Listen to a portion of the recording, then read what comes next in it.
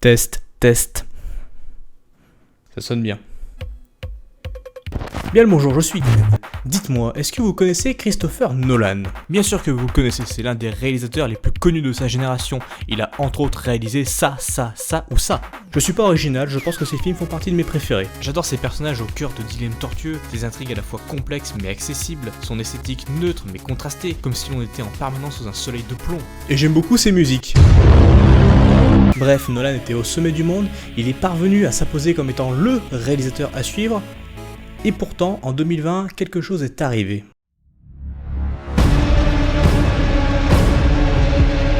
Que l'on aime ou pas Tenet, il fait débat. Non, j'ai pas aimé Tenet, je trouve que c'est nul. Mais quoi qu'il en soit, c'est clairement pas le meilleur Nolan. Tenet est un film extrêmement puissant. Beaucoup le considèrent comme le plus mauvais de sa carrière. Et en effet, il était assez décevant. Mais Bobby, en fait, il a une super filmographie. Sa performance, c'est aussi le seul truc bien dans Tenet. Concept compliqué, personnage plat, rythme foireux, ce film n'a pas convaincu. La question à se poser, c'est pourquoi? Vous avez 4 heures. Malheureusement, nous n'avons pas 4 heures, alors reformulons la question. Nolan est-il un mauvais scénariste?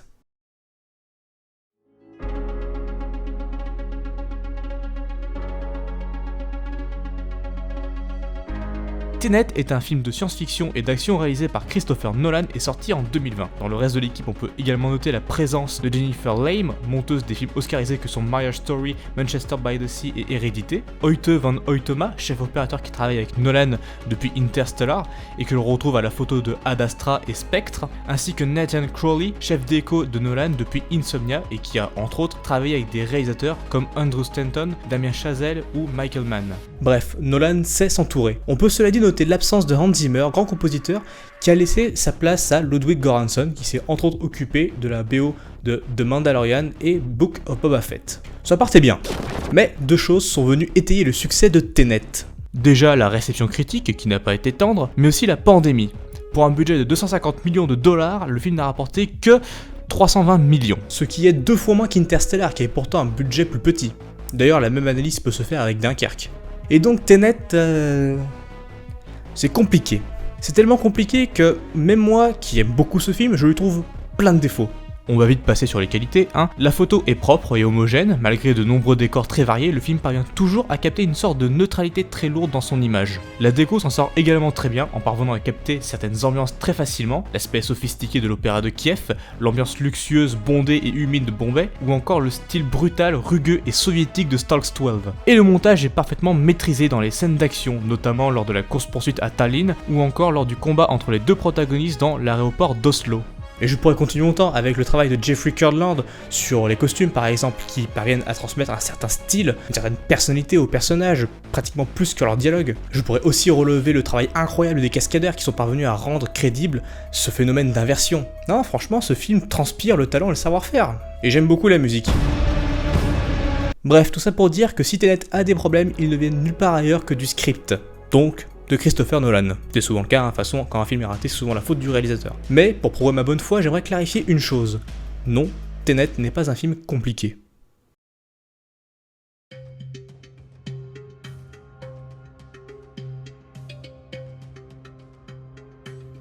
Il y a des personnages qui vont dans le sens normal, et des personnages qui vont dans le sens inverse. Vous comprenez ça, vous comprenez Tenet. Alors pourquoi les gens pensent que c'est si compliqué? Une partie de moi dirait que c'est parce que les gens sont cons, mais il y a plus constructif. On pourrait parler du blabla pseudo-scientifique, en dire du mal, mais même s'il ajoute de la confusion, je le trouve pas gratuit. Les explications scientifiques à base d'entropie servent surtout à crédibiliser l'univers avec des termes scientifiques précis. Histoire de pas passer pour des cons, hein, qu'est-ce qui est le plus crédible? J'ai inversé l'entropie de cet objet pour que ces particules remontent le cours du temps. Ainsi, l'effet précède la cause et tout notre paradigme est remis en question. Ou plutôt, les objets vont à l'envers. Et c'est pas ouf.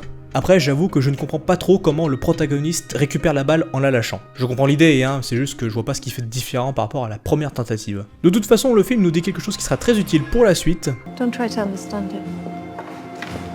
Feel it. Parce que oui, les images dans Tenet suffisent largement à rendre le film compréhensible. C'est assez ludique. Ça n'empêche pas Nolan de nous expliquer ce qui vient de se passer textuellement, histoire de paumer personne. Mais je suis convaincu que Tenet est largement compréhensible juste avec l'image.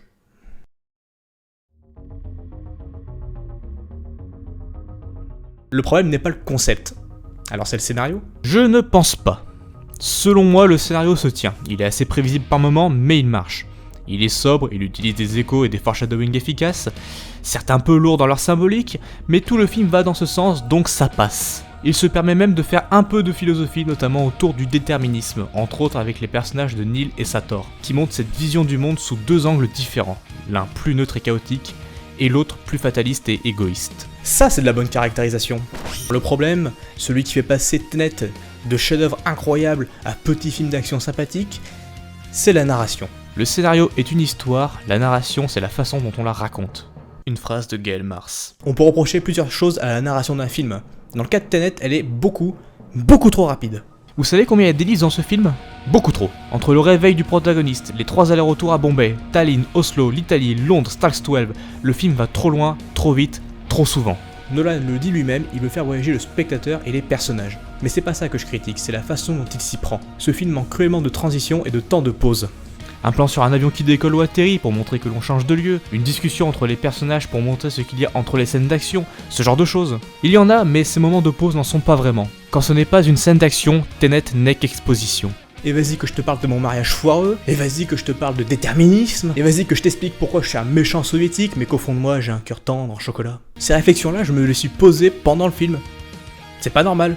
Normalement, un bon narrateur parvient à te faire passer ces scènes dans un contexte qui ne les rend pas aussi artificielles. La scène où Kat parle de son mariage au protagoniste, elle ne sert qu'à ça et rien d'autre. La scène où le protagoniste, Neil et Mahir préparent le vol du tableau, cette scène ne sert qu'à expliquer comment va se passer le plan, rien d'autre. Pas de dialogue qui montre les rapports entre les personnages, leur personnalité, leurs traits de caractère, nada. Toutes les scènes n'ont qu'une seule utilité et les remplissent avec des dialogues bien lourds. Bien lourds quoi. Tout dans ce film sonne artificiel, c'est terrible. Je dis pas qu'il faut s'arrêter sur les pauses caca des personnages, mais il y a un juste milieu à avoir. La narration est tellement maigre, les transitions tellement absentes qu'on a l'impression que Tenet rush son propre film. Cloud Atlas, réalisé par les sœurs Wachowski et Tom Tykwer, réussit bien mieux ses transitions, alors qu'il y a 6 histoires qui s'entremêlent. Pourquoi? Parce qu'il joue au montage avec les récurrences d'action, les échos, les liens de cause à effet, etc.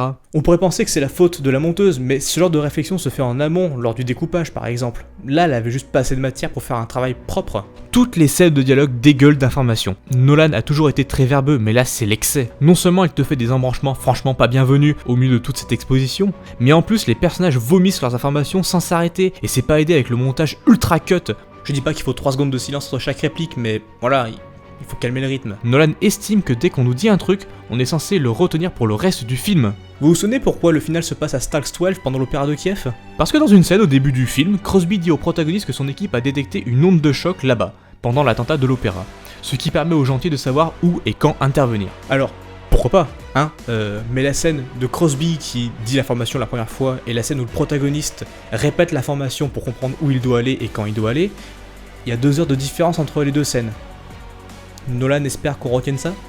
Il y a un truc de scénariste que j'appelle la récurrence. C'est le fait de répéter plusieurs fois une information, distillée dans tout le récit, pour que le spectateur s'en souvienne.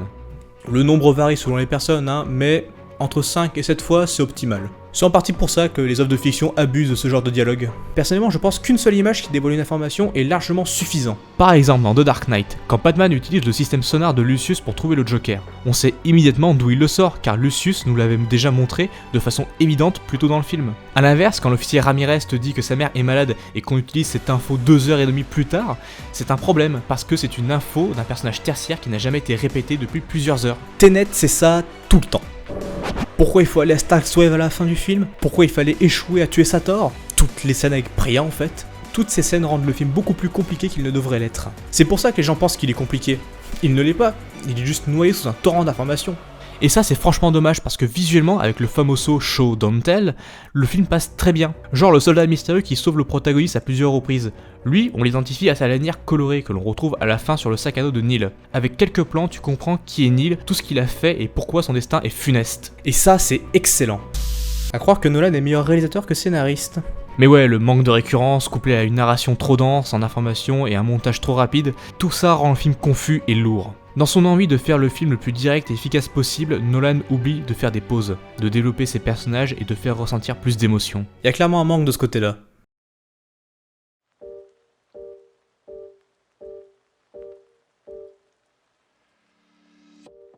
Alors, pourquoi Nolan foire-t-il sa narration en 2020 et pas en 2010? Je pourrais vous parler de Jonathan Nolan, le frère et co-scénariste de Chris, sur Memento, Le Prestige, The Dark Knight et Interstellar, ce qui expliquerait pourquoi ces films étaient si bons et pourquoi Tenet est foiré au niveau de la narration. Pourtant je trouve que Dunkerque est une vraie réussite, et pourtant Jonathan ne figure pas au générique. Bon je triche un peu, hein, Dunkerque est tellement spécifique dans la filmographie de Nolan, que l'exemple n'est pas forcément très parlant.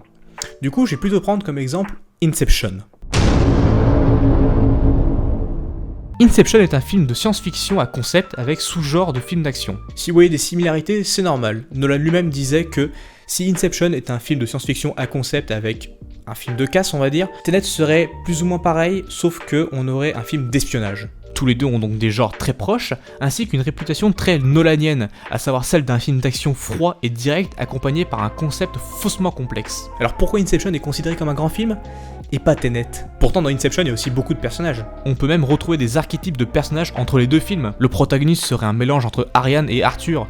Il est un outsider, mais qui possède une certaine classe et un charisme chaleureux, mais distant. Neil serait plus proche de Cobb et de Hims, quelqu'un qui a toutes les cartes en main, même un peu plus, et qui est un peu roublard. Kat est l'équivalent de Fisher, un personnage riche et tourmenté qui doit s'émanciper d'une figure oppressante et toxique. Et je peux continuer longtemps comme ça. Bref, en toute logique, si ça marche pour l'un, ça devrait marcher pour l'autre. Mais pas là. Dans Inception, chaque personnage a sa propre introduction pour bien définir sa personnalité.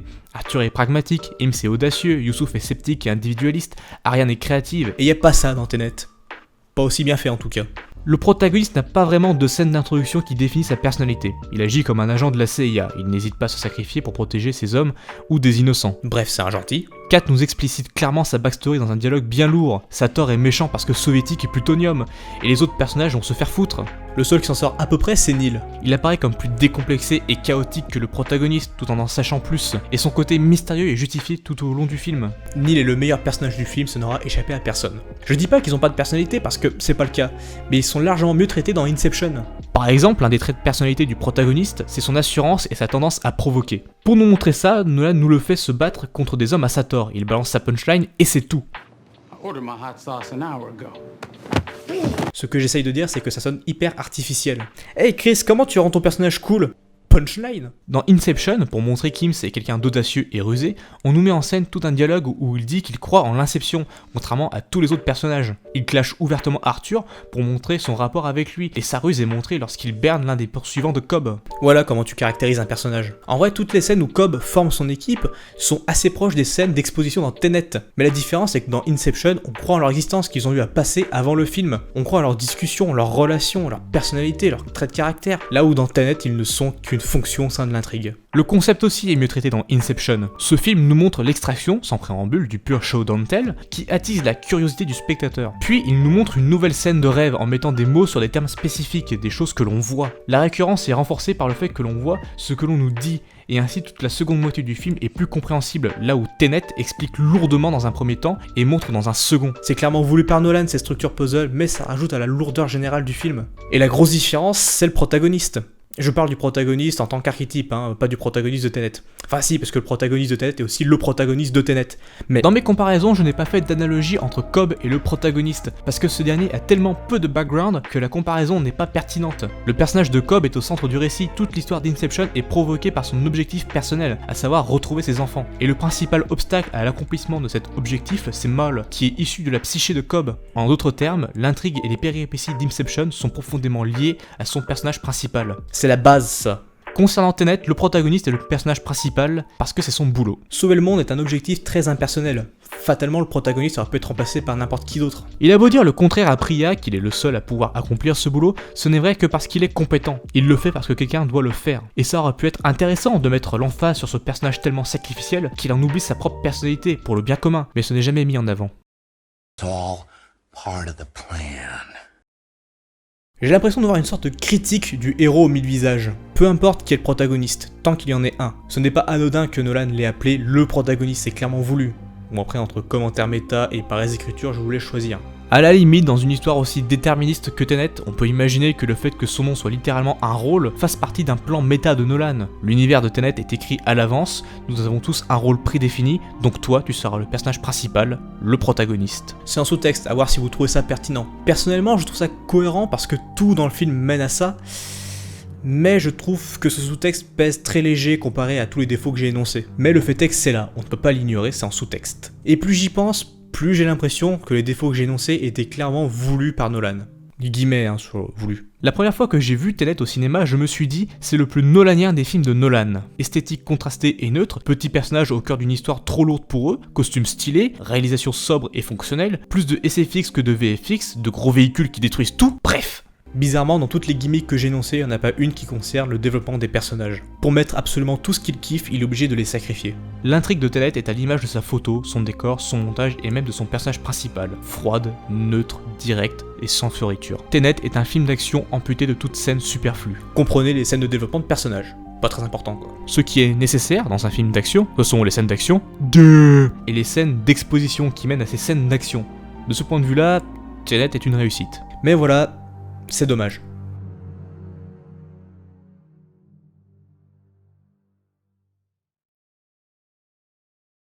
Et donc revenons à notre problématique principale, Nolan est-il un mauvais scénariste? La réponse est clairement non. Déjà parce que ça sous-entendrait qu'il l'a toujours été et ce n'est pas le cas, et ensuite ça sous-entendrait que Tenet est mal écrit. Dans les faits, il est plus mal raconté que mal écrit. La frontière est floue mais je me comprends. Ce que je veux dire, c'est qu'un mauvais scénariste ne pourrait pas écrire Tenet, car malgré tous les défauts énoncés, le film se tient. Il est haletant, intriguant et même parfois surprenamment touchant. La dernière scène entre le protagoniste et Neil est d'ailleurs la plus forte de tout le film, elle sauve tout. Cette scène est tellement forte qu'elle me fait me dire que non, le film n'a pas pu être écrit par un mauvais scénariste. Je ne saurais dire ce qui s'est passé sur ce film. Peut-être que Nolan s'est laissé emporter par son enthousiasme, peut-être que l'absence de Jonathan explique tout ce merdier, ou peut-être que les erreurs arrivent. Il est humain après tout.